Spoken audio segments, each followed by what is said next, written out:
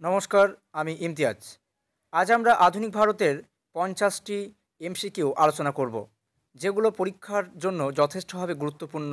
SLST, set, net এবং যে কোনো পরীক্ষার জন্যই। শুরু করা যাক। প্রথম প্রশ্ন, ভারতীয় স্বাধীনতা আন্দোলনের সঙ্গে সম্পর্কিত নিম্নলিখিত মন্তব্যগুলি বিবেচনা করুন। সি.আর. দাস এবং মতিলাল নেহেরু স্বরাজ পার্টি গঠন করেন। 2. 1919 সালে গান্ধীজি খিলাফত সম্মেলনের রাষ্ট্রপতি নির্বাচিত হন। এবং 3. ভারতের কমিউনিস্ট পার্টি 1934 সালে সরকার দ্বারা নিষিদ্ধ করা হয়। অপশন এ 1 এবং 2, অপশন বি শুধুমাত্র 1 এবং অপশন সি শুধুমাত্র 2 এবং অপশন ডি 1, 2 এবং 3 সঠিক। সেক্ষেত্রে আমরা 3টি অপশন কিন্তু সঠিক হিসাবে দেখতে পাচ্ছি।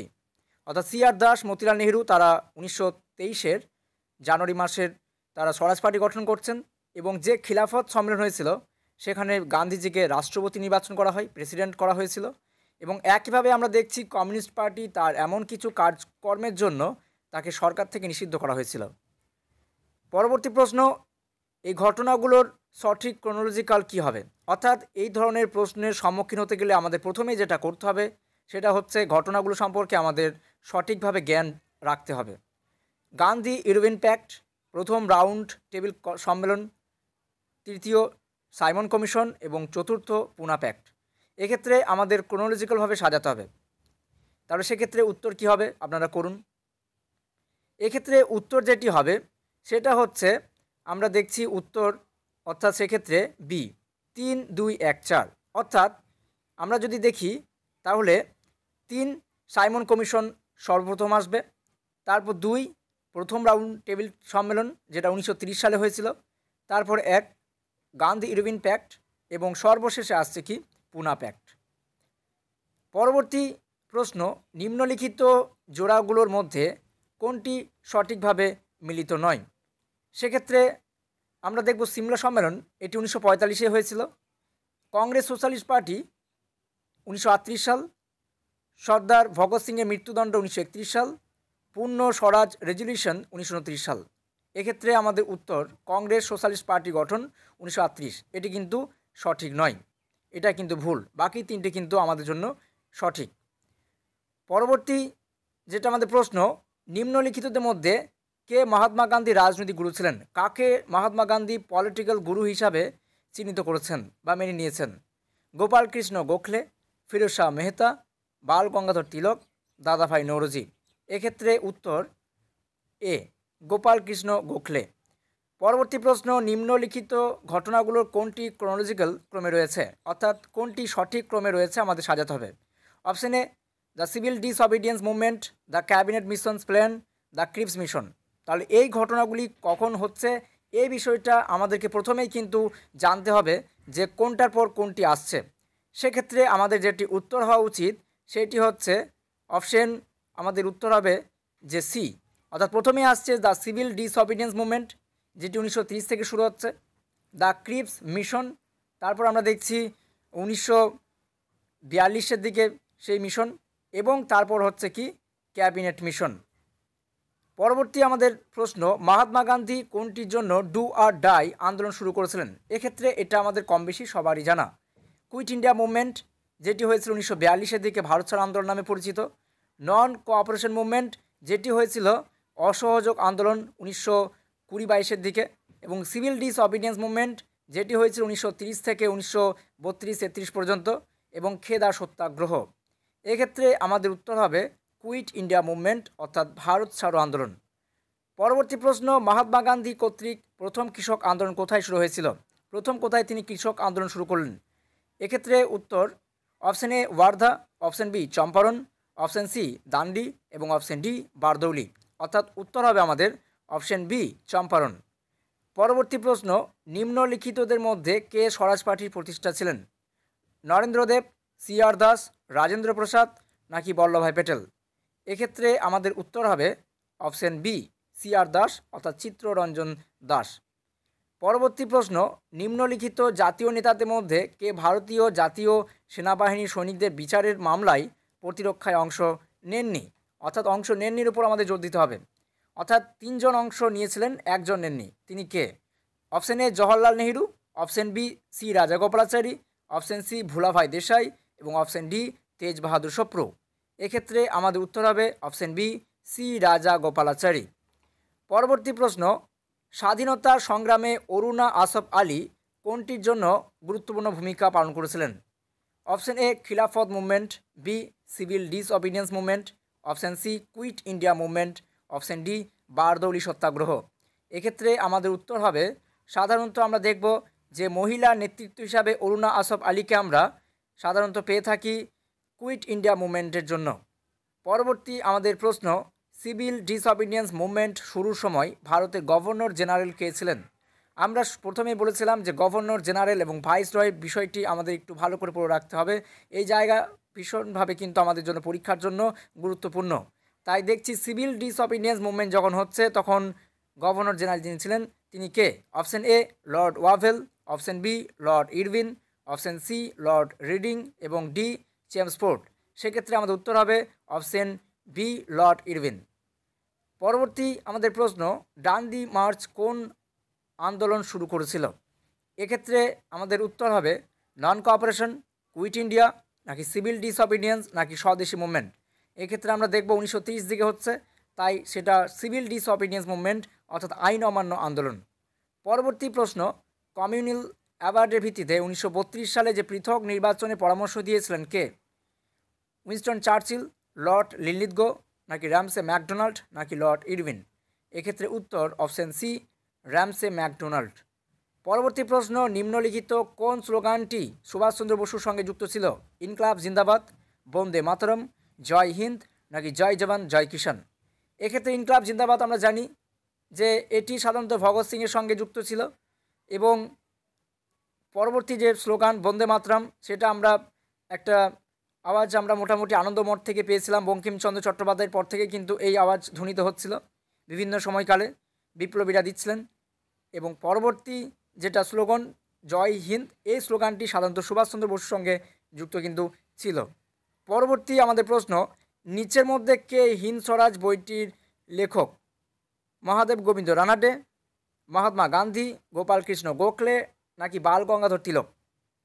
এক্ষেত্রে আমাদের উত্তর হবে মহাত্মা গান্ধী। এই বইটি সাধারণত লেখা হয়েছিল 1909 সালে এবং এটি মহাত্মা গান্ধীর একটি এমন লেখা বই যেটি দুটি হাতে লেখা হয়েছিল, অর্থাৎ ডান হাত এবং বাম হাতে তিনি এই বইটি লিখেছিলেন এবং যেখানে তিনি ভারতবর্ষের এই পরাধীনতার সঙ্গে সঙ্গে এমন কিছু বিষয় রয়েছে যেগুলোকে তিনি দোষারোপ করছেন এবং একইভাবেই এই বইটি সাধারণত ভারতবর্ষের যে স্বাধীনতা এবং স্বরাজ সম্পর্কিত একটি কথোপকথনের মাধ্যমে লেখা বই। পরবর্তী প্রশ্ন, পুনা প্যাক্ট 1932-এর সঙ্গে নিচের কোনটি সঠিক নয়? সরকারি চাকরিতে হতাশাগ্রস্ত শ্রেণীর পর্যাপ্ত প্রতিনিধিত্ব এবং বি জয়েন্ট ইলেকট্রাল সিস্টেমের প্রবেশ, নাকি সি এ বি দুটিই ঠিক, নাকি কোনোটি নয়। এক্ষেত্রে যেটা সঠিক নয় সেটা হচ্ছে অপশন এ সরকারি চাকরিতে হতাশাগ্রস্ত শ্রেণীর পর্যাপ্ত প্রতিনিধিত্ব। ডিরেক্ট অ্যাকশন ডে কবে পালিত হয়েছিল? 1945-এর 16ই আগস্ট, 1946-এর 16ই আগস্ট, 1945-এর 17ই আগস্ট, নাকি 1946-এর 17ই আগস্ট। এক্ষেত্রে আমরা দেখব এটি হয়েছিল সাধারণত 1946-এর 16ই আগস্ট এবং যার জন্য দায়ী ছিল মুসলিম লীগ। হরিপুরা কংগ্রেস 1938 সাল ভারতীয় স্বাধীনতা আন্দোলনে একটি মাইল ফলক হিসেবে বিবেচিত হয়েছিল, কারণ ব্রিটিশ সাম্রাজ্যের ভবিষ্যৎ ঘোষণা করা হয়। জওহরলাল নেহরুকে ভবিষ্যৎ প্রধানমন্ত্রী হিসেবে নির্দেশ করা হয়েছিল। 1935 সালে কংগ্রেসের দ্বারা গভর্নমেন্ট অফ ইন্ডিয়া অ্যাক্ট গ্রহণ করা হয়েছিল, নাকি একটি পরিকল্পনা কমিশনের ধারণা উন্মোচন করা হয়। এক্ষেত্রে যেটি উত্তর হবে সেটি হচ্ছে অপশন ডি, একটি পরিকল্পনা কমিশনের ধারণা উন্মোচন করা হয়েছিল এখানে। পরবর্তী প্রশ্ন, হিন্দ স্বরাজের মহাত্মা গান্ধী রেলওয়ে সম্পর্কে সমালোচনামূলক যেটি ছিলেন, অর্থাৎ তিনি রেলওয়ের জন্য সমালোচনা করছেন হিন্দ স্বরাজ গ্রন্থে, সেটা কোনটা? 1 রেলওয়ে প্লেগ জীবাণু ছড়ায়, 2 খাদ্য সংকটের জন্য দায়ী, 3 সমাজে শ্রেণী বিভাজন সৃষ্টি করে, নাকি 4 দুর্ঘটনায় উপযোগী। এক্ষেত্রে আমাদের বেছে নিতে হবে কোডগুলোকে, অর্থাৎ কোনটি সঠিক। সেক্ষেত্রে আমরা দেখব আমাদের উত্তর হচ্ছে 1, 2 এবং 3, অর্থাৎ অপশন এ দুর্ঘটনার উপযোগী। এটা কিন্তু তিনি খুব একটা সমালোচনা করেননি, কিন্তু এই বিষয়গুলো রেলওয়ে হলে কিন্তু ছড়িয়ে পড়ে, সেটা তিনি কিন্তু উল্লেখ করেছেন। পরবর্তী প্রশ্ন, ইন্ডিয়ান ন্যাশনাল কংগ্রেস সাইমন কমিশনকে বর্জন করেছিল, কারণ সাইমন কমিশনের গঠনের বিরুদ্ধে তারা ছিল। এক্ষেত্রে আমাদের যেটি উত্তর হবে সেটি হলো অপশন এ, অর্থাৎ এ এবং আর উভয় সত্য এবং আর এর সঠিক ব্যাখ্যা। পরবর্তী প্রশ্ন আমরা দেখব, খিলাফত আন্দোলন ভারতে দ্বিতীয় বিশ্বযুদ্ধের পর শুরু হয়, কারণ গান্ধীজি ছিলেন অল ইন্ডিয়া খিলাফত কনফারেন্সের প্রেসিডেন্ট।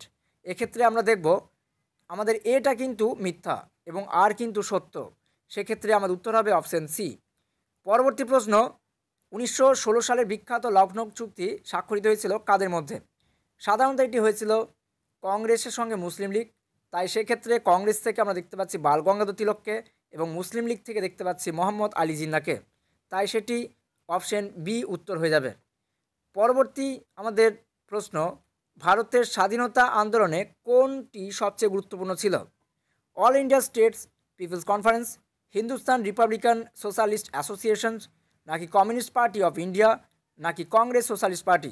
এক্ষেত্রে আমাদের উত্তর হবে কমিউনিস্ট পার্টি অফ ইন্ডিয়া। পরবর্তী প্রশ্ন, চিত্তরঞ্জন দাস কোন নামে পরিচিত ছিলেন? দীনবন্ধু, দেশবন্ধু, দেশপ্রেম, নাকি দেশপ্রাণ? এক্ষেত্রে তিনি পরিচিত ছিলেন দেশবন্ধু চিত্তরঞ্জন দাস হিসেবে। পরবর্তী প্রশ্ন, কুইট ইন্ডিয়া আন্দোলনের নেতৃত্ব কে দিয়েছিলেন? ভারত ছাড়ো আন্দোলনের নেতৃত্ব দিয়েছিলেন কোন মহিলা? সরোজিনী নাইডু, অরুণা আসফ আলী, বিজয় লক্ষ্মী পণ্ডিত, নাকি সুচেতা কৃপালিনী? সাধারণত কুইট ইন্ডিয়া আন্দোলনটা প্রথম দিকে বা যার নেতৃত্বে যাকে সবথেকে বড় নেতা হিসাবে মনে করা হয় গান্ধীজি অবশ্যই, কিন্তু পরের দিকে সাধারণত এই ধরনের যদি প্রশ্ন আসে সেক্ষেত্রে কিন্তু এই ধরনের প্রশ্ন যদিও সেটা তর্ক বিতর্ক, কিন্তু বিষয়টা হচ্ছে এক্ষেত্রে চারটি অপশনের মধ্যে যেটা উত্তর নেওয়া উচিত সেটি হচ্ছে অপশন বি, অরুণা আসফ আলী। পরবর্তী আমাদের প্রশ্ন, 1937 সালের নির্বাচনে কংগ্রেস মন্ত্রীদের পদত্যাগের কারণ কী ছিল? কেন যে 37-এ যে নির্বাচন হলো এবং মন্ত্রীরা কেন পদত্যাগ করলো? সেক্ষেত্রে আমাদের যেটি উত্তর হওয়া উচিত সেটি হলো অপশন বি, কারণ দ্বিতীয় বিশ্বযুদ্ধের সময় পরামর্শ ছাড়াই ভারতকে একটি পক্ষে রূপান্তরিত করা হয়েছিল, অর্থাৎ ভারতীয় যারা নেতা রয়েছেন, মন্ত্রী রয়েছেন, তাদের কাছ থেকে কোনো রকম পরামর্শ না নিয়েই ভারতকে একটি যুদ্ধরত দেশ বলে ঘোষণা করা হয়।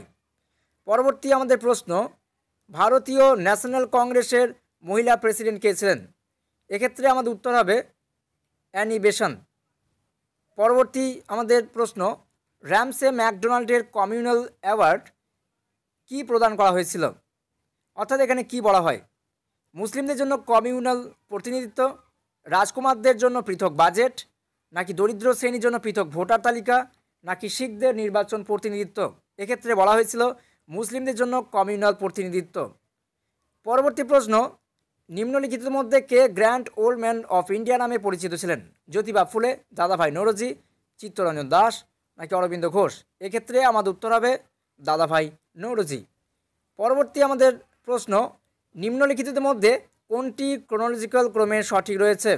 অর্থাৎ Simon commission, first round table conference, Gandhi Irwin pact, Poona pact, Simon commission, first round table conference, নাকি গান্ধী ইরভিন প্যাক্ট? এইরকম উত্তর করার জন্য আমাদের যেটা জানা প্রয়োজন সেটা হচ্ছে ক্রোনোলজিক্যাল সমস্ত ঘটনাগুলোর ডেট আমাদের জানতে হবে। এক্ষেত্রে আমাদের যেটি উত্তর হবে সেটি হলো Simon commission, first round table conference, তারপর Gandhi Irwin pact, option A. পরবর্তী আমাদের প্রশ্ন, সি.আর. দাস ভারতের স্বাধীনতা সংগ্রামের সময় কংগ্রেস খিলাফত স্বরাজ পার্টির একজন নেতা ছিলেন। অবশ্যই এটা সঠিক। সি.আর. দাস কলকাতা সেশনে স্বরাজের বিরোধিতা করেছিলেন, এটা কিন্তু মিথ্যা। তাই সেক্ষেত্রে আমাদের উত্তর হওয়া উচিত অপশন এ। কিন্তু আমরা দেখছি যে এ আর উভয় কিন্তু সত্য, কিন্তু এর সঠিক কিন্তু ব্যাখ্যাটা কিন্তু ঠিক না। পরবর্তী যেটা আমাদের প্রশ্ন সেটা হচ্ছে কোনটি সঠিক? 1946 সালে সরকার গঠনের জন্য মনোনয়নের ক্ষেত্রে কংগ্রেস এবং মুসলিম লীগ উভয়ের মধ্যেই বিরোধ ছিল। কংগ্রেস এবং মুসলিম লীগ ক্রিপস মিশনের প্রস্তাব প্রত্যাখ্যান করেছিল। এক্ষেত্রেও আমাদের উত্তর দেখছি যে কংগ্রেস এবং মুসলিম লীগ তারা ক্রিপস প্রস্তাব কিন্তু প্রত্যাখ্যান করে, কারণ তাদের নিজস্ব দাবি দাওয়াগুলো পূর্ণ হয়নি বলে। এবং একইভাবে আমরা দেখব এর উত্তর হচ্ছে অপশন সি, 1 এবং 2 উভয় কিন্তু সত্য। পরবর্তী আমাদের প্রশ্ন, ভাইসরয়ের যে নির্বাহী পরিষদে আর্থিক পোর্টফোলিও যিনি গ্রহণ করেছিলেন তার নাম কি? তিনি হলেন মোহাম্মদ আলী জিন্নাহ, লিয়াকত আলী খান, নবাব সলিমুল্লাহ, নাকি শওকত আলী? এক্ষেত্রে আমাদের উত্তর হবে অপশন বি, লিয়াকত আলী খান। পরবর্তী প্রশ্ন, ভগৎ সিং, রাজগুরু এবং সুখদেবকে কোন ভাইসরয় আমলে ফাঁসি দেওয়া হয়েছিল? অর্থাৎ যখন ফাঁসি দেওয়া হচ্ছে তখন ভাইসরয় কে ছিলেন? Lord Chelmsford, Lord Minto, Lord Irwin এবং লর্ড কার্জন। লর্ড কার্জনের সময়কাল অনেক আগেই ছিল, 1899 থেকে 1905। লর্ড চেমসফোর্ডও কিন্তু অনেক আগে, মোটামুটি আমরা দেখছি প্রথম বিশ্বযুদ্ধের মাঝের পর্বগুলোতে তিনি ক্ষমতায় ছিলেন। লর্ড মিন্টো মোটামুটি 1907-08-09 দিকে দেখছি। সেক্ষেত্রে আমাদের উত্তর যেটা হওয়া উচিত সেটা হচ্ছে লর্ড ইরভিন, তার সময়কাল এটাই হচ্ছে।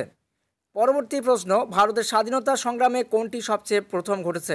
এখানে 4টি ঘটনা বলা হয়েছে যেটা স্বাধীনতার জন্য কোনটি প্রথমে হয়, অর্থাৎ আমাকে ডেটটা জানতে হবে।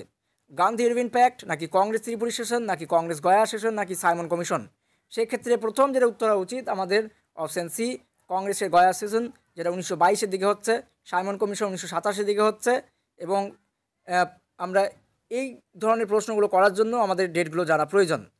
পরবর্তী প্রশ্ন, হিন্দ ফৌজি রেজিমেন্টের কমান্ডার কে ছিলেন?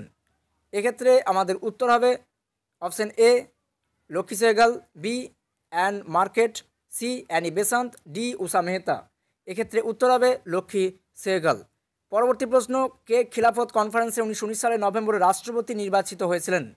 M A Jinnah, Mahatma Gandhi, Motilal Nehru, Shawkat Ali. উত্তর হবে মহাত্মা গান্ধী। পরবর্তী প্রশ্ন, ক্যাবিনেট মিশনের সদস্য কে ছিলেন না? আমরা জানি 3 জন ছিলেন, সেই 3 জন হচ্ছেন ফেথিক লরেন্স, এভি আলেকজান্ডার এবং স্টাফোর্ড ক্রিপস। সেক্ষেত্রে আমাদের অপশন এ উত্তর, রেড ক্লিফ। পরবর্তী আমাদের প্রশ্ন, দ্বিতীয় এবং তৃতীয় রাউন্ড টেবিল কনফারেন্সে কোন উর্দু কবি আমন্ত্রিত হয়েছিলেন? ফিরাক গোরখপুরি, মোহাম্মদ ইকবাল, জোস মালিহাবাদী এবং ফয়েজ আহমেদ। এক্ষেত্রে উত্তর হবে অপশন বি, মোহাম্মদ ইকবাল। পরবর্তী প্রশ্ন, নিম্নলিখিত ঘটনাগুলোর ক্রম কি? নাগপুর সত্যাগ্রহ, রাজকোট সত্যাগ্রহ, চম্পারণ সত্যাগ্রহ, নাকি বারদৌলি সত্যাগ্রহ? এক্ষেত্রে আমাদের উত্তর হয়ে যাবে, আমরা প্রথমেই দেখব চম্পারণ সত্যাগ্রহ আগে হয়েছিল, অপশন ডি, অর্থাৎ 3 নম্বরটি প্রথমে হয়েছিল আমাদের জন্য। সেক্ষেত্রে আমরা উত্তর করব অপশন ডি। পরবর্তী প্রশ্ন, যখন লর্ড মাউন্টব্যাটেন স্বাধীন ভারতে প্রথম গভর্নর জেনারেল হয়েছিলেন তখন নিম্নলিখিতর মধ্যে কে পাকিস্তানের গভর্নর জেনারেল হয়েছিলেন? এক্ষেত্রে আমাদের উত্তর হবে মোহাম্মদ আলী জিন্নাহ, লর্ড মাউন্টব্যাটেন, লিয়াকত আলী খান, নাকি শওকত আলী? এক্ষেত্রে উত্তর হবে অপশান এ, মোহাম্মদ আলী জিন্নাহ। পরবর্তী প্রশ্ন, জালিয়ানওয়ালাবাগের গণহত্যার তদন্তের জন্য কোন কমিশন নিযুক্ত করা হয়? Simon commission, Hunter commission, Welby commission, নাকি নাগপুর সত্যাগ্রহ? এক্ষেত্রে আমাদের উত্তর হবে হান্টার কমিশন। মনে রাখতে হবে 1882 সালেও একটি কমিশন নিযুক্ত করা হয়েছিল শিক্ষার জন্য উইলিয়াম হান্টারের নেতৃত্বে, সেটিও হান্টার কমিশন নামে পরিচিত। এবং 1919-এর দিকে এই ঘটনার জন্য যে কমিশন নিয়োগ করা হয় সেটিও কিন্তু হান্টার কমিশন নামে পরিচিত।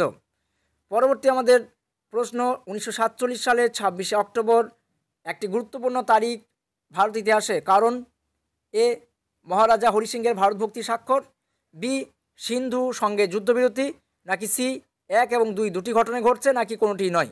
এক্ষেত্রে উত্তর হবে অপশন এ, মহারাজা হরি সিং যিনি কাশ্মীরের শাসক ছিলেন তিনি ভারতভক্তিতে স্বাক্ষর করছেন। পরবর্তী প্রশ্ন, ক্যাবিনেট মিশন কে পরিচালনা করেছিলেন? ক্যাবিনেট মিশন যিনি পরিচালনা করছেন তার নাম কী ছিল? Clement Attlee, Stafford Cripps, Lord Attlee, নাকি প্যাথিক লরেন্স? এক্ষেত্রে উত্তর হবে আমাদের প্যাথিক লরেন্স। পরবর্তী আমাদের প্রশ্ন, জয়প্রকাশ নারায়ণ কোন পার্টির সদস্য ছিলেন? এক্ষেত্রে আমাদের উত্তর হবে সোশ্যালিস্ট পার্টি, নাকি কিষাণ সভা, কংগ্রেস পার্টি, নাকি কোনোটি নয়? এক্ষেত্রে আমাদের যেটি উত্তর হবে সেটি হচ্ছে সোশ্যালিস্ট। জালিয়ানওয়ালাবাগ হত্যাকাণ্ডের যে দায়ী মাইকেল ওডায়ারকে যিনি গুলি করছেন তার নাম কি ছিল? মদনলাল ধিংরা, ভগৎ সিং, ক্ষুদিরাম বসু, নাকি উধাম সিং? আমরা জানি যে 1919-এ এই ঘটনা যখন দেখছেন তিনি তখন একবারে বাল্যকালে তার অবস্থায় ছিলেন, কিন্তু পরবর্তীকালে দেখছি তিনি শেষ পর্যন্ত লন্ডনে গিয়ে সেখানে মাইকেল ওডায়ারকে গুলি করে হত্যা করছেন, আর সেই বীর পুরুষ তিনি হলেন উধাম সিং। পরবর্তী প্রশ্ন, মৌলিক শিক্ষার ধারণটি কার দ্বারা উত্থাপিত হয়েছিল? মহাত্মা গান্ধী, রবীন্দ্রনাথ ঠাকুর, বি আর আম্বেদকর, নাকি ডক্টর জাকির হোসেন?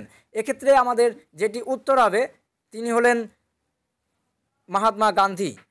পরবর্তী আমাদের প্রশ্ন, ডু অর ডাই মন্ত্র কে দিয়েছিলেন?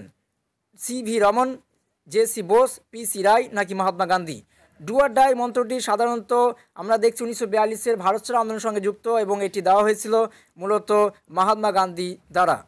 পরবর্তী প্রশ্ন, ভগৎ সিং, রাজগুরু এবং সুখদেব কবে ফাঁসি হয়েছিল? এই 3 জন যারা ফাঁসির মঞ্চে গিয়েছিলেন এবং তাদের ফাঁসি দেওয়া হয়েছিল মূলত কোন দিন? A 23 March 1930, B 23 March 1931, C 23 March 1932, নাকি ডি 23 মার্চ 1933? এক্ষেত্রে আমাদের উত্তর হবে বি 23 মার্চ 1931 সাল। আমাদের আজকের শেষ প্রশ্ন, আজাদ হিন্দ ফৌজ কোথায় গঠিত হয়েছিল? এক্ষেত্রে উত্তর হবে option A Singapore, B Burma, C Japan এবং ডি ভারত। এক্ষেত্রে আমাদের উত্তর হবে অপশন এ সিঙ্গাপুর। আজ এই পর্যন্ত। যদি ভিডিওটি ভালো লেগে থাকে তাহলে লাইক, শেয়ার এবং সাবস্ক্রাইব করবেন। পরবর্তী ভিডিও আমরা আগামীকাল আপলোড করার চেষ্টা করব। ধন্যবাদ।